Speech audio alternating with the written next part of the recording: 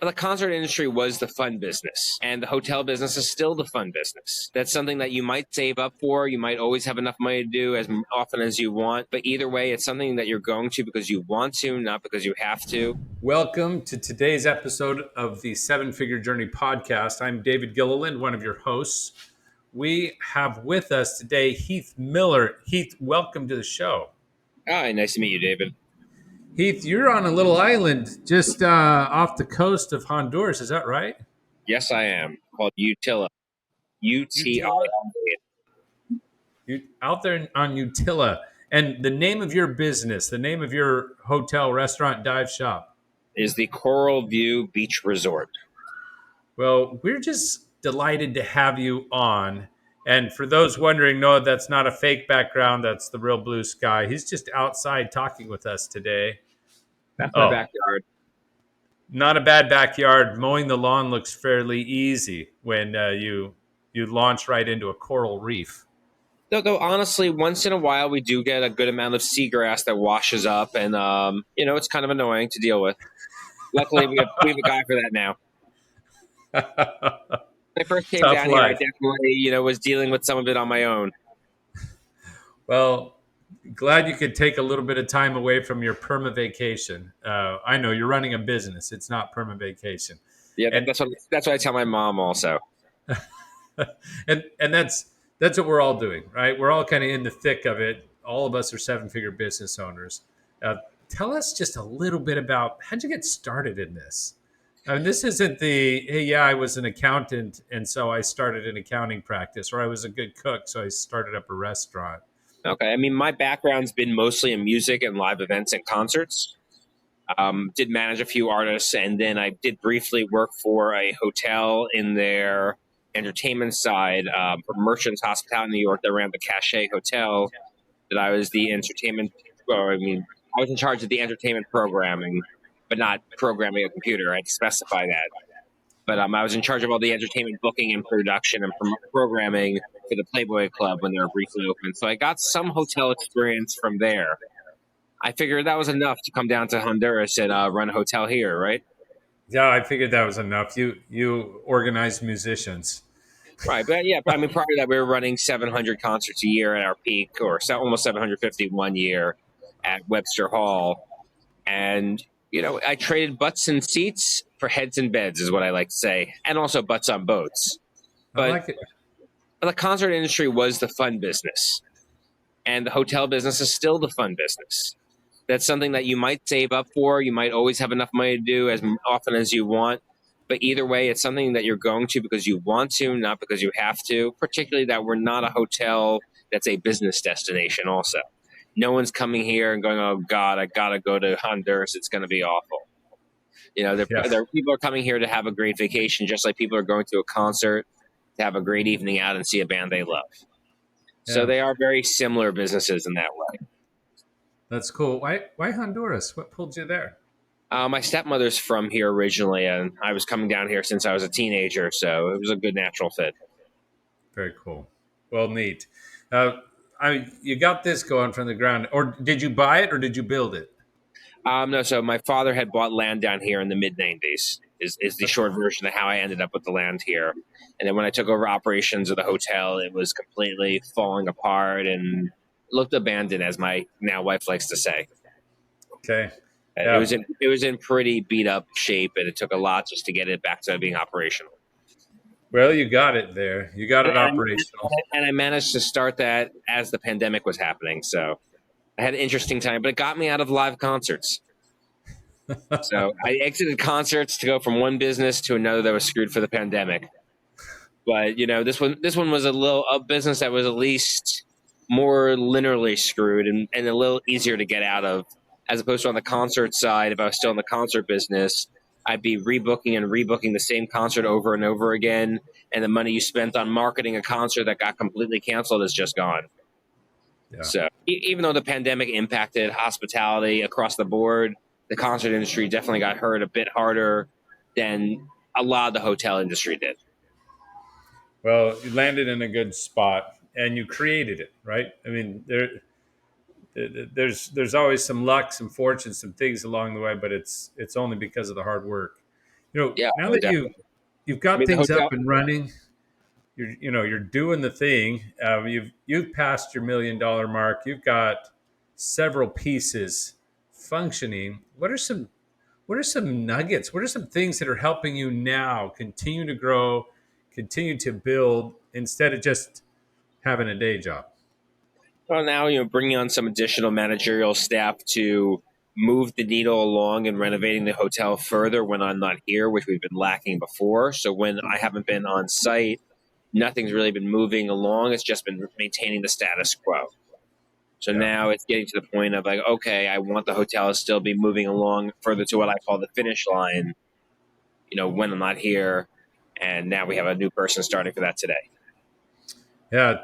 Tell us what has helped you do that, because pulling out of the business is not easy for that seven-figure business owner. I mean, initially, my big problem coming out of the pandemic here was just the island is a small island in the first place. There's 7,000 people that live here. And the labor pool was even more small and more, limited than usual because all these businesses are reopening at the same time. So everyone's fighting for the same quality employees. And it was a big challenge just getting enough labor and getting the right labor to deliver what I wanted to be able to deliver. Like explain to people we're not a 5-star hotel, but that doesn't mean we can't get 5-star service when you're trying to explain that to people that have zero experience or exposure to that makes it really, really difficult. So it was really, getting to it's like, okay, this is why or this is what you have to do differently to serve a customer or, explain to someone how you tell a customer no without actually saying a straight up no. Like yesterday, we ran out of avocados. I know we ran out of avocados and they grow on the island. But we had to wait for someone to go pick them. And the supermarket that we could go and just buy the avocados at was also out of avocados because Tuesday is the day that also produce comes in. And not every avocado that's sold on the island grows on the island because there's also a different shape of avocado on the island than grows on other places. So telling the customer why we can't serve them guacamole but without saying like, no, you can't have guacamole. It's like, oh, unfortunately, we're out of avocados, so we can't serve you guacamole, but we could do the nachos. Would that be, a good, suitable choice because it's still a chip, it's still something that's dippable. Instead of just saying, nope, we're out of nachos, or nope, you can't have guacamole. Sorry, or giving an explanation of like, hey, we ran out of avocados, we'll have more soon. You know, Yeah. and I learned that a long time ago from I think it was on Celebrity Cruise Line or Crystal Cruise. I think it was Crystal Cruises that they've been trained to never say no to their customer. You can't always say yes, but not always saying yes doesn't mean that you can say no. And it's the art of saying no without saying no. You don't want to hear no on your vacation. Yeah. And and when you start thinking about it, like each layer of your business. So you're talking about a server or anyone that's asking a question directly. So often a frontline employee. But kind Right? of Or I'm or also explain to an employee that just because one thing is their job doesn't mean something else isn't their job. mhm, And I mean that it's like, hey, if you're going to walk by and you see a piece of garbage on the floor, regardless of whether you're reception, dive master, dive shop manager, or owner, you should bend over and pick up that piece of garbage on the floor. Because nothing says, I don't care about a place than just walking past the garbage. yeah. So it's like everyone's garbage, everyone's job is garbage, so to speak, like mine included.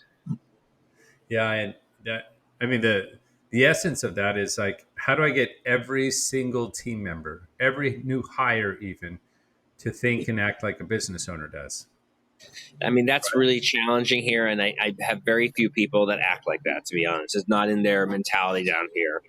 And like one of the issues I ran into down here, particularly more initially than now, was I was often settling for the best of the worst. I hate to say it that way, but not the best, but not getting to pick the best of the best. Like getting to pick the best of okay, and then being in a position where I would fire someone normally if I was in the States, but I wasn't able to fire them here for one reason or another. But typically the reason was if I fire this person, I don't have anyone to replace them with. and then that part of the business will just cease to function unless I pick up the slack there.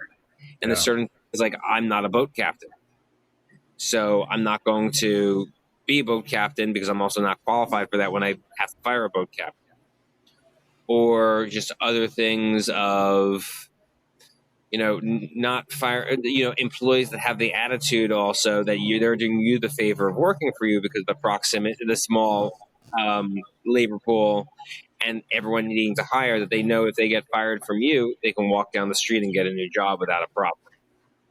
So it was an attitude that I'd never dealt with employees before, that it really took a long time of the island labor pool also breathing and expanding a bit, of more people moving here and more people becoming more working age, graduating from the schools now, which we have also donated computers to alleviate the problem of I can't find local labor that knows how to use computer.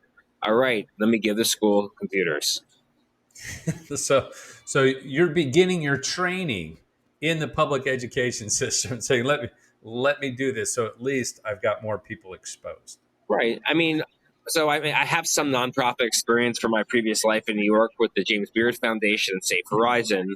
And when the pandemic started, I was like, all right, let me see what I can do to help out. And it kind of grew from there. And now we use it as a vehicle to help and improve the island in general. And one of my main things has been education, because I complain about the labor pool. I complain about not being able to find people from here that are computer literate. So instead of me just complaining, I'm trying to resolve the issue by giving the school more computers. I think there's a powerful nugget there. If we know where our talent pool is coming from, and we're not satisfied with what it's giving right now, we can go and make a difference. We can Yeah, step in. exactly. And it's like I hope some of these kids then also are grateful that end up working for me, that work for me not only with the like, cool, I have a job. It's like I have a job and I had the skills to get this job because of this man Yeah, that just got us computers. And yeah, Chromebooks aren't that expensive. I just brought down another four. It's $1,200. We had donations that came in to cover it. It takes a little effort on my end to just remind people to donate a little. And look, if we got $1,000 a month and we got another 3 to 4 computers out of it a month, at the end of the year, that's enough for every kid in the school to have a computer. yeah. I'm like, I Right. couldn't imagine a kid not having computer access nowadays. It's horrible. Like everything, even a simple job as working in maintenance, having computer skills benefits that you can go online and stay organized with your planning and, be able to do a blueprint even. Yeah, yeah. It's required for anything, or you slow down everything. Right, it just slows Yeah, everything down. it limits you what you can do on an island and on a hotel or in a hotel situation like this. If you aren't computer literate and you're not bilingual, it extremely limits what you can do. If you're not bilingual and you're not computer literate, you're limited really towards maintenance or kitchen or cleaning. Like you can't be front desk, you can't even be a waiter or waitress. It's limiting to people because the best jobs really for entry level are the ones that get tips. Well, very cool. I think those are some great insights. Now, I mean, as you continue to grow, there's other challenges that you're facing, and you alluded to one, which is how do I get more of my team and more of these people thinking and acting like business owners if they haven't been trained in it before, kind of like the computer thing. That didn't happen before. Now I've got to build this in. I've got to help them see pick up the trash. I've got to help them see don't say no, right? I've got to help them see some things. uh, is that an area you want to talk about and dive into more, or I do mean, you want a to talk lot of about it's something else? like it's weird because it's been a very different mentality to me on the employer employee relationship, and like I'm not used to having to give or employees expecting me to give them positive reinforcement for just doing the basic requirements of their job. But I've noticed, yes, I have to give the negative reinforcement, which I hate doing, and reprimanding people that are late or slacking off on their job or doing things that they shouldn't be doing. But I'm not used to, it's like, oh, wow, you showed up on time. Good job. And like giving them that positive reinforcement for the the minimum expectation. Not everyone's like that, but I've noticed like a lot of people are like that, that need that reinforcement, that if I forget to give them that reinforcement, they act, like I did something wrong to them by not giving them that positive reinforcement. Yeah. And Yeah. I think it's a part of it's just, with the differences in the schooling and the school system down here. And some of it is about, I think, you know, um, the emotional intelligence and the difference on that, on just like people feeling attacked sometimes if you complain to them without having recently given them something positive. Yeah. So, I mean, how do you build that in so that they're getting the nurturing along the way that they need? Right. So that how do you build that in so when you're not around, they're getting cared for, built, and taught, instructed, given the So critique when they need it? it really depends on the role. The role that we probably have the hardest time with, which we've replaced the most staff with recently, has been maintenance, Mm-hmm. because they're the staff also that gets tipped the least.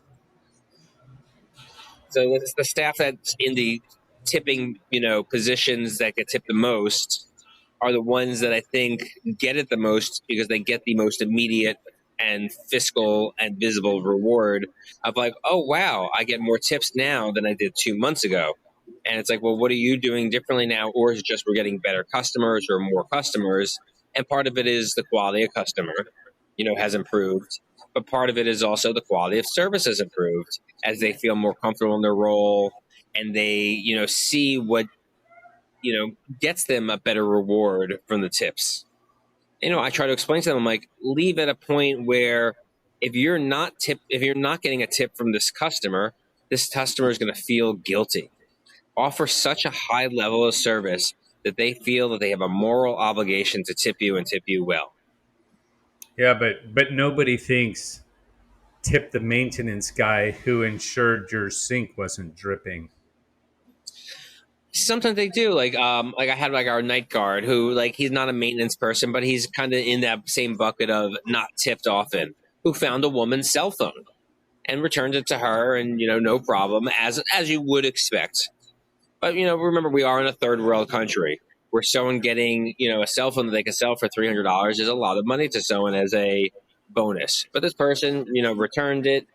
She gave him like a little tip, and like but before that she said like, oh, what do you think Edgar would like I have some pens that I brought down to give kids for their families and this, and I'm like Edgar would probably prefer money that he could buy his kid a shirt as opposed to buy his kid some pencils or pens. I'm like, Edgar would probably prefer, money over a beer. Edgar probably doesn't really need another beer. He probably doesn't really care that much for the beer. Edgar would love for something that he could improve his kid's life with, for finding your cell phone and returning it to you. Yeah, yeah, that's the hard thing. If it can't be from the customers all the time and consistently, then how do we as leaders give the positive feedback to our team and build it in a process that it's always going to happen, so that we don't have the turnover, so that they get better and better at what they're doing, right? With So that they maintenance, begin to think more like a with business owner. maintenance, with my maintenance staff, that has been the challenging one, the tricky one, and like sometimes it backfires. Mm-hmm. Like, for example, one time early on, and I think actually no one is here from that era of maintenance at this point.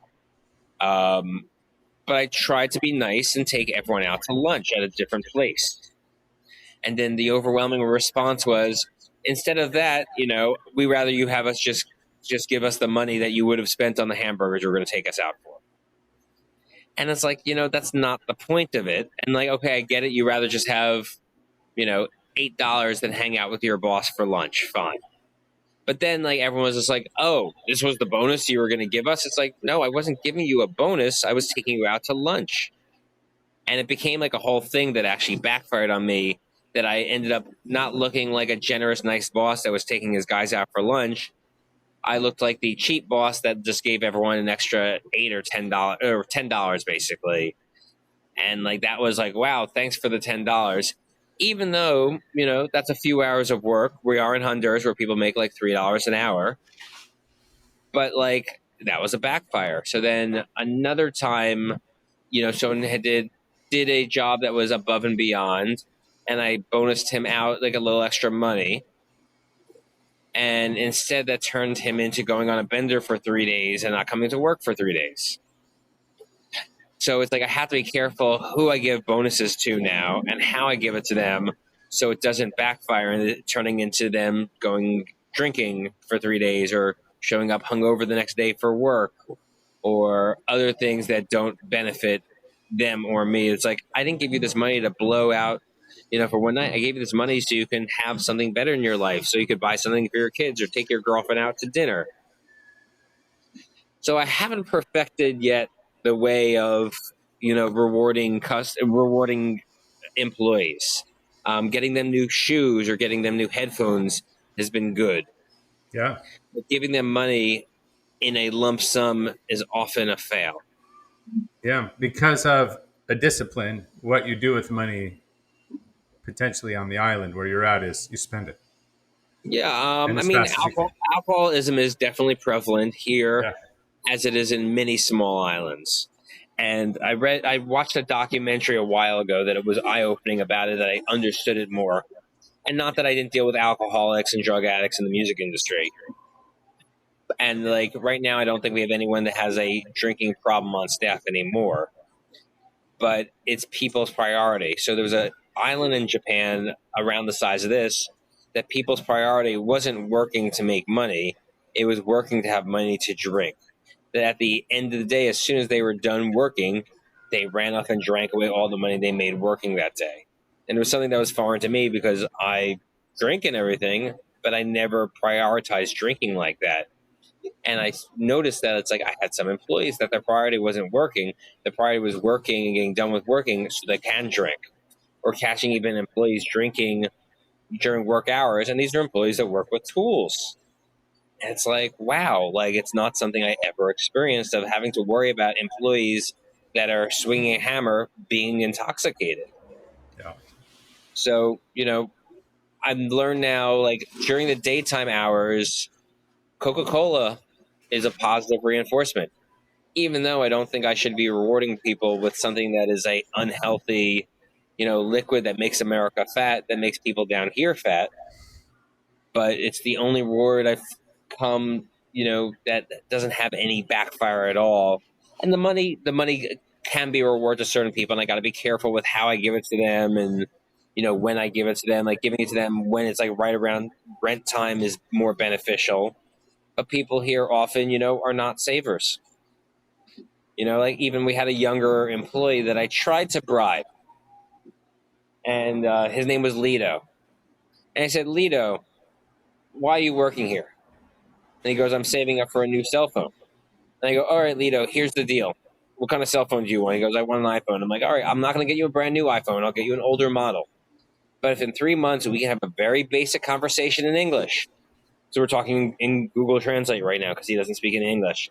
If in 3 months you can, basically speak a basic conversation to me, I will just go ahead and buy you the cell phone. 3 months later, how much English did Lido speak? Not a fucking word. And I was like, wow, what more motivation could I think of a kid who's 17 years old, who lives at home, who is only saving up really for a cell phone, of saying you don't have to save up for a cell phone. You can go out and, take your girlfriend out to dinner or buy some new clothes in 3 months if you can instead spend your bonus time in 3 months. I'm like, what do you spend your time for after work? Playing games on your phone and playing PlayStation or whatever video game he was playing. But no, he didn't care enough to learn English to better his career and get a free cell phone out of it. So let's talk through a couple issues. I'm going to share a thought or two before our time runs out that may be of use. One is, if we're wanting to keep a culture of positivity, growth, right? How do I put the positive into my team without it backfiring? How do I build that? And then another one would be, how do I help people move forward in things that they say they want to but seem to be stuck? Because you've been running across both of those issues. And let's deal with the latter first and see if there's time for the former. The former was that keep the positive going and rolling, which I think your leaders and managers could naturally do if they had time and space set aside where they're like, oh, once a week. My people that are in leadership roles aren't the people that I've had problematic drinking with.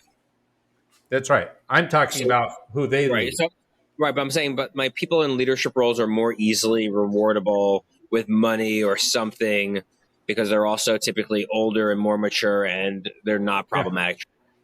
Yeah.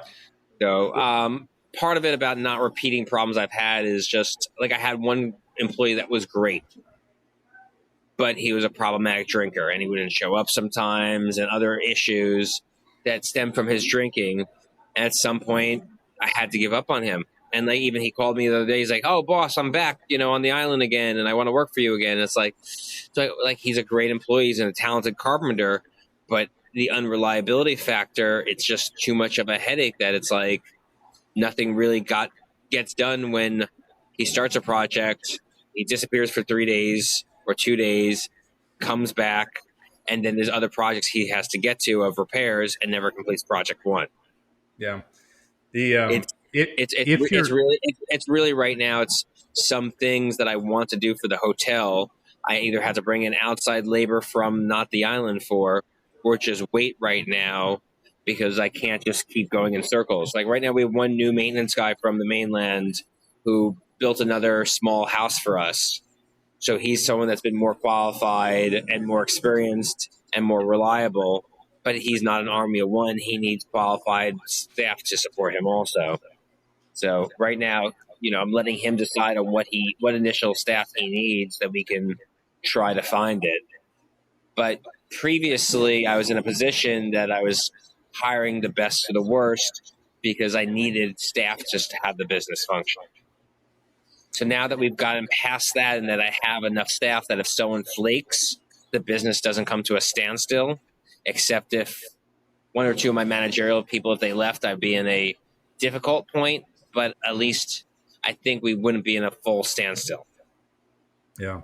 I mean, you've got the basics taken care of. The question still is, how do I ensure that all my new people can think and act like a business owner, that they're motivated in what they're doing, and that they are building the skills or changing some of the things, habits, behaviors, whatever. How do we help them move to that next level?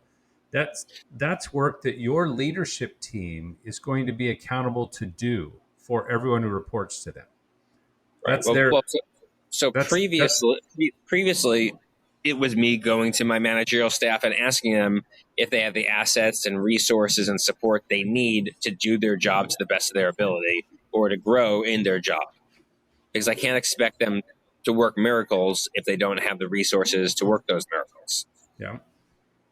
So like for my dive shop manager, it's like, do you have the equipment you need to actually super serve that customer that they can leave here feeling like they were diving at a resort and not like a dive shack? Like, did all the equipment work well? Do we have good enough equipment? Do we have enough flashlights that, when we have a group come that we can do a night dive? Like I got him a new projector because he said, the projector's okay, but we sometimes need an extra projector. And I'm like, well, right now we don't also have a spare projector. So if we don't have a spare projector and this projector that you think could die dies, we're in a bad place because we always need a projector. We don't always need two. But also, I'm not in California or New Jersey or New York where I push a button and then I send someone to Best Buy and they come here 45 minutes later with a new projector. If I need a new projector, I need to wait today till 5:30 if I'm lucky to get a projector sent over from the mainland out on the 4:30 boat. And it's not going to be a great projector either. It's going to be a second rate, outdated projector probably that the store in La Ceiba on the mainland had, and it's probably more expensive than me buying a better one in the States with all the import taxes. Yeah. Yeah. So, and if he doesn't have that projector and that other projector goes down, he can't teach classes, or he's going to have to teach it off, individual laptops, which doesn't necessarily work. And, Well, I really need every end of my business firing because they all work together, because the sum of the individual parts makes this a business that works, as opposed to the individual parts. Not every individual parts of the business do make money every day, because we will have a day where it's raining and no one's going to go to the bar because it's raining, and the boats aren't going to go out, and the only part of the business that can make money is the restaurant inside and the hotel, as opposed to a day where it's like, it's nice outside, we're going to do business outside of the bar, inside of the restaurant and the dive shop, and there's people staying at the hotel. But that's also a good thing for me when we're in off season, that I have revenue lines that can continue, as opposed to other hotels that are dive centric here that have no guests in rainy season. Yeah, so you've got a lot of the business things working for you. You've got some challenges on supply line. Your biggest bottleneck still is probably team members who are thinking and acting like business owners. They can project what they're going to need. And I don't mean for the projector, although yes, for that. But they can think forward. What will we need? Are we planning for it? And am I building the talent that I need today to pull it off? Right. I would say I definitely need more superstars. Yeah. And you're not likely to find them on the island. No, and it's not something that was something that, maybe it's what I'm paying people is the problem, because I tried an experiment about raising wages on new hires, and I didn't get any better quality applicants from raising the wage. So it's like, okay, so that's not the problem. But it's going back to like what you're doing for the kids in the schools. You had to get computers to help them. We had a time that we trained a bartender, and I remember telling her, I'm like, we're not a bartending school, so if I train you, I'm expecting you to stay here a while. And she stayed a while, and then she left to another bar, and then she left off the island. Yeah. She was a great bartender for a while after we trained her. But you're in a position that if your team doesn't get great at training, constantly training the team and making them better and better and better, if you don't get really good at that, and that becomes your own superpower of a business, if you don't get that, you'll always stay at the same level you're at, because your talent pool is limited. Right. And worse is to not train them and retain them. Right. And that's worse. Right. And so instead it's like, okay, I need every one of my leaders to become experts at training in their areas, at building loyalty and talent. Right. And how do I do that regularly? With the new hire that's coming on now, that's the person that I need to fill the gap on that. Great. This is a hire right now that I don't necessarily need to do, but I want to do, because I feel this is what we need to do to move ahead the needle on staff and on renovations when I'm not here. That's fantastic. And getting that plan in place that they can see what they're doing, and you know that they're developing them, you know that they're giving them, it sounds like the area you're at, they need a lot of positive reinforcement. It doesn't need to be money. It needs to be that they know that their boss cares about them. Although if it's money, great, but we understand their need. And I'm not going to get them a cash bonus, it sounds like, in the area, but maybe I'll pay their rent. Right. No, and we've done things like that. We've paid for employees' medical bills and stuff. As soon as you know them specifically what they need, that's a meaningful bonus. And it's like, I did this not because it's expected. I did this because you did these things. That was exceptional. So we did an exceptional thing for you today. Thank you so much. Right. And that they can see it, they can feel it. That's like the biggest tip possible. Well, our time is running out, and I want people to be able to find you if they ever want to go and have an amazing experience down there in that island. How would people contact you, Heath, or visit your hotel? Okay, so on Instagram, on Facebook, and all their major social medias, we're Coral View Utila. And our website's also coralviewutila.com. That's CoralViewUtila.com. Fantastic. We're just delighted you were able to spend a little time with us on the podcast today. That wraps up this episode of the Seven Figure Journey podcast, where we explore the ins and outs of the seven-figure journey.